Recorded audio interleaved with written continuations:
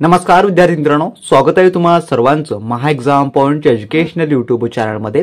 तर मित्रांनो, आपला आजचा व्हिडिओचा भाग जो आहे मित्रांनो तो आहे 13, ज्यामध्ये आपण जिल्हा न्यायालय भरती 2023 साठीच्या मित्रांनो लिपिक व शिपाई हमाल या पदांकरता टीसीएस पॅटर्न आधारित मित्रांनो सर्व काही अति संभाव्य अति महत्त्वाचे प्रश्न आपण आपल्या रेग्युलरली लेक्चर मार्फत आपण पाहत आहोत। जर मित्रांनो तुम्ही या मागील व्हिडिओचे पार्ट पाहिले नसाल तर त्या संपूर्ण व्हिडिओची लिंक तुम्हाला खाली डिस्क्रिप्शन बॉक्समध्ये मिळेल मित्रांनो, तुम्ही तेथून ते देखील संपूर्ण व्हिडिओ पाहून घ्या मित्रांनो। त्यामध्ये तुमचा बराच अभ्यासक्रम हा मित्रांनो कव्हर होणारा आहे। मित्रांनो, आपण पाहूया आपल्या आजच्या या भाग संभाव्य जे की 13 मधले संभाव्य काही अतिशय महत्त्वपूर्ण प्रश्न। आणि मित्रांनो, या स्वरूपाचे प्रश्न तुमच्या येणाऱ्या परीक्षेमध्ये असतील, त्यामुळे अतिशय हे महत्त्वाचे प्रश्न आहेत, व्हिडिओला शेवटपर्यंत पाहत चला। तर यामधला प्रश्न क्रमांक 1 असा आहे, जो की प्रश्न पहिला, केंद्र शासनाने खालीलपैकी कोणता दिवस राष्ट्रीय मतदार दिन म्हणून घोषित केला आहे केंद्र शासनाने? तर याचं उत्तर जे आहे ते आहे ऑप्शन नंबर क, जे की 25 जानेवारी। तर 25 जानेवारी हा जो दिवस आहे दरवर्षी जो की राष्ट्रीय मतदार दिन म्हणून हा साजरा केला जातो। तर ऑप्शन नंबर क हे याचं उत्तर होणार असेल। त्यानंतरचा प्रश्न क्रमांक आपला 2 आहे। पुढील प्रश्न, हिऱ्यांच्या खाणी कोणत्या खंडात विपुल प्रमाणात आहेत? म्हणजे की बऱ्या प्रमाणात आहेत हिऱ्यांच्या खाणी कोणत्या खंडात? तर याचं उत्तर आहे ऑप्शन नंबर अ, जे की आफ्रिका। तर आफ्रिका खंडामध्ये जे की हिऱ्यांच्या खाणी विपुल प्रमाणात म्हणजे की मोठ्या प्रमाणामध्ये आफ्रिका खंडामध्ये जे आहे जे की हिरे सापडतात, त्यामुळे ऑप्शन नंबर अ हे याचं उत्तर होणार असेल।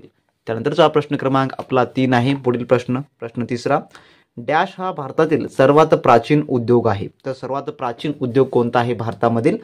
तर याचं उत्तर आहे ऑप्शन नंबर क, जे की सुती कापड उद्योग। तर सुती कापड उद्योग हा भारतातील अति प्राचीन उद्योग आहे, त्यामुळे ऑप्शन नंबर याचं क हे उत्तर होणार असेल। आणि हाच पॅटर्न असेल, ह्याच स्वरूपाचे प्रश्न तुमच्या परीक्षेमध्ये असतील आणि ह्या प्रकारचे आपण लेक्चर्स आपल्या चॅनलवर रेग्युलरली आपण कव्हर करत असतो। त्यानंतरचा आपला प्रश्न क्रमांक 4 असा आहे, पुढील, पर्यावरणास हानी न पोहोचवणाऱ्या उत्पादनास कोणते प्रमाणपत्र दिले जाते? तर याचं उत्तर जे आहे ते आहे ऑप्शन नंबर ड, ज्याला की इको मार्क हे प्रमाणपत्र जे आहे दिलं जातं। कशा बाबतीमध्ये दिलं जातं? तर पर्यावरणाला हानी न पोहोचवणाऱ्या उत्पादनास हे जे आहे प्रमाणपत्र दिलं जातं।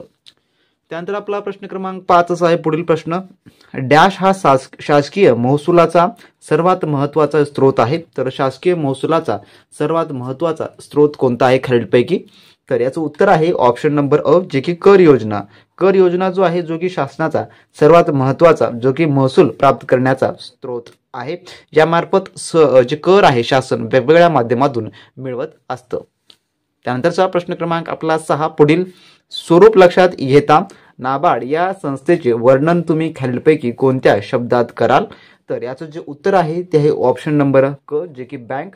तर नाबार्ड बँक या स्वरूपामध्ये जे की वर्णन करण्या एवढ्या याच्यामध्ये जे की लक्षणे आहेत, म्हणून ऑप्शन नंबर क हे याचं उत्तर होणार असेल। मित्रांनो, जिल्हा न्यायालय भरती 2023 च्या परिपूर्ण तयारीसाठी मित्रांनो आपले टीसीएस पॅटर्न आधारित लिपिक व शिपाई हमाल या पदाकरता मित्रांनो संभाव्य प्रश्नपत्रिका व नोट्स मिळवण्यासाठी लगेच मित्रांनो तुम्ही आपल्या व्हॉट्सअप सर्व्हरशी कॉन्टॅक्ट करून मित्रांनो ते सर्व काही मिळवून घ्या मित्रांनो, ज्यामध्ये आपण सर्व काही टीसीएस आपण परिपूर्ण अभ्यासक्रम कव्हर केला आहे। तसे मित्रांनो नोट्स मध्ये देखील तुम्हाला जेवढा काही सिलेबस आहे जो की जिल्हा न्यायालय मार्फत अभ्यासक्रम देण्यात आलेला आहे तो सर्व आपण त्यामध्ये कव्हर केला आहे। अति संभाव्य प्रश्नांचा समावेश केला आहे मित्रांनो, जेणेकरून तुम्हाला परीक्षामध्ये ते येण्याची दाट संभाव्यता आहे। तसेच मित्रांनो कमी वेळेमध्ये पूर्ण तयारीसाठी मित्रांनो हे अतिशय उत्तम आहे व परीक्षेची A to Z तयारी तुमची मित्रांनो होणार असेल। मित्रांनो तुम्ही हे मिळवा तर तुम्हाला कोणतेही बुक्स घेण्याची गरज नाही किंवा मित्रांनो तुम्हाला कोणतीही कोचिंग लावण्याची गरज नाही मित्रांनो, याद्वारे तुमची A to Z मित्रांनो जिल्हा न्यायालय भरतीची तयारी होणारी असेल। जर मित्रांनो तुम्हाला मिळवायचं असेल तर डिस्क्रिप्शन बॉक्स मध्ये आपल्या ऑफिशियली व्हॉट्सअप सर्व्हरची लिंक दिली आहे मित्रांनो, तुम्ही त्यांच्याशी कॉन्टॅक्ट करून त्या ठिकाणी अवघ्या 5 मिनिटांमध्ये सर्व काही तुमच्या जिल्हा न्यायालय भरती मित्रांनो टेस्ट सिरीज व नोट्स मिळून त्या ठिकाणी मिळू शकता व चांगल्या व उत्तम तयारीला अगदी कमी वेळेमध्ये देखील मित्रांनो तुम्ही सुरू करू शकता। आणि मित्रांनो परीक्षेमध्ये यामधलंच बहुतांश तर विचारलं जाणार आहे। जर मित्रांनो तुम्ही आपल्या एक्सपेक्टेड क्वेश्चनचे टेस्ट व नोट्स मिळून त्या मार्फत जर मित्रांनो तुम्ही या पद्धतीची परिपूर्ण तयारी केला तर मित्रांनो तुम्हाला कोणत्याही मार्केटमधलं बुक्स खरेदी करण्याची गरज भासणारी नाही मित्रांनो। सर्व काही तुम्ही या पदभरतीला लागणारा अभ्यासक्रम हे तुम्ही एकाच ठिकाणी व अवघ्या काही सेकंदामध्ये मिळवू शकता मित्रांनो, आणि एक चांगली तयारी मित्रांनो तुम्ही करू शकता जर या क्षणाला तुम्ही ते मिळवलात।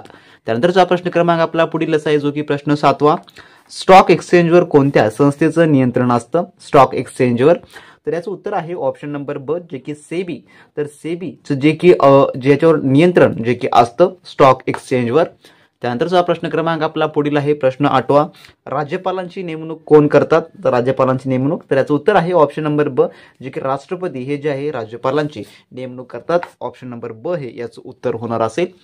त्यानंतरचा प्रश्न क्रमांक 9 आपला, भारताने राष्ट्रीय मानवी हक्क आयोगाची स्थापना कोणत्या वर्षी केली?